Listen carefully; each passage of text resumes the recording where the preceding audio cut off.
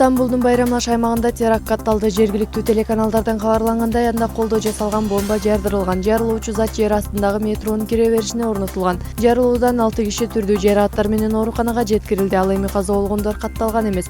Азыркы тапта Байрамлаш аймагына баруучу темир жолдор жабылып, окуя болгон жай полиция тарабынан курчоого алынды. Теракт ким тарабынан жасалганы азырынча белгисиз. Учурда окуянын чоо жайын иликтөө иштери жүргүзүлүп жатат.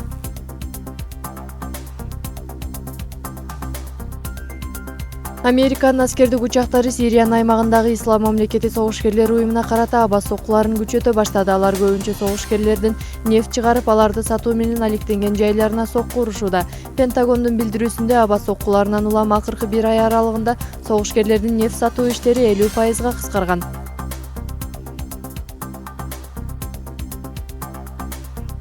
Facebook социалдык тармагынын негиздөөчүсү Марк Цукерберг компаниянын акцияларынын 99%-ын кайрымдуулук фондуна которууну билдирди.